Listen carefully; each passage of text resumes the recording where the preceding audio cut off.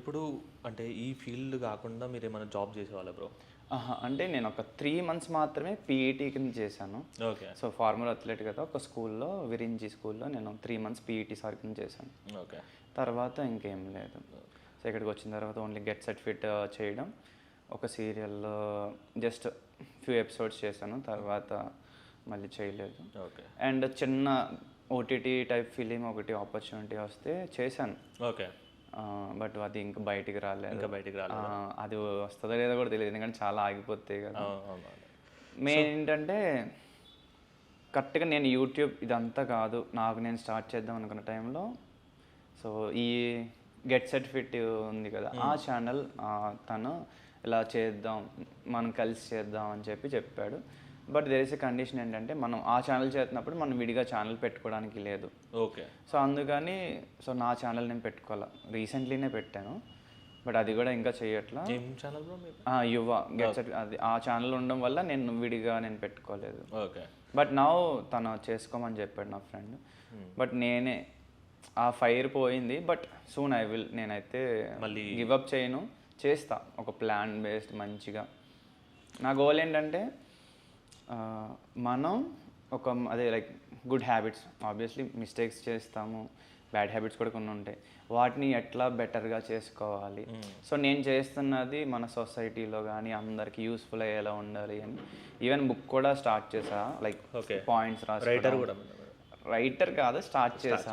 ఒక కొన్ని థింగ్స్ రాయడం. సో ఒక 5 to 6 టాపిక్స్ అయితే రాసి ఉన్నాయి, బట్ అవి చెయ్యాలి.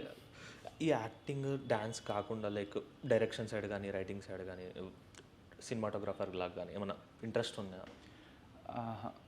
లేదు, ఓన్లీ అంటే డైరెక్షన్ సైడ్ రైటర్ సైడ్ లేదు కానీ, బట్ బేసిక్ పాయింట్స్ అయితే నాకు ఈ టైప్ స్టోరీ అంటే ఇష్టం, అలా పాయింట్స్ అయితే డైరెక్టర్ కానీ రైటర్ కానీ ఈవెన్ చెప్పాను. ఇప్పుడు ఆపర్చునిటీస్ కూడా వస్తున్నాయి కానీ సేమ్ టైప్ వస్తుంది. నేనేంటంటే వీక్ టు స్ట్రాంగ్ చేయాలి, మనం చేసే దాంట్లో ఎంటర్టైన్మెంట్ ఉండాలి అండ్ ఇన్స్పైరింగ్గా ఉండాలి. మెయిన్ ఆ టైప్ ఇష్టం నాకు, బట్ అవే రావట్లేదు, వెయిటింగ్. సో అంటే జిమ్ రెగ్యులర్గా చేస్తారు కాబట్టి డైట్ ఎలాంటి డైట్ మెయింటైన్ చేస్తారు? డైట్ ఇప్పుడు దాకా అయితే నేను ఎప్పుడు డైట్ ఫాలో అవ్వాలా, బట్ జంక్ కొంచెం తగ్గించడం లేదా స్వీట్స్ కొంచెం తగ్గించడం తప్పితే నేను మొత్తం తింటా. ఓకే. ఆల్కహాల్ కానీ? ఆల్కహాల్ అంటే నేను తాగను, బట్ టేస్ట్ అయితే చేశాను. ఓకే. లైక్ ఇంకా జంక్ ఒకటి అవాయిడ్ చేస్తారు అంటే డైట్ అండ్ స్పెసిఫిక్ ఏమి ఉండదు? లేదు, రైసే తింటా నేను.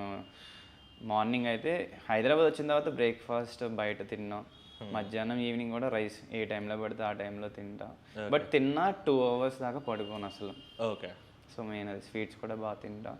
ఇంకా డ్యాన్స్ రీల్ స్టార్ట్ చేసిన తర్వాత ఒక 4 months 5 months ఆపేసామాట వర్కౌట్. ఫ్లెక్సిబిలిటీ కొంచెం ఆ టైంలో కొంచెం ఉండే స్ట్రౌట్గా. అంటే లైక్ ఫ్లెక్సిబిలిటీ ఉంటే చేయడం కష్టం అవుతుందా?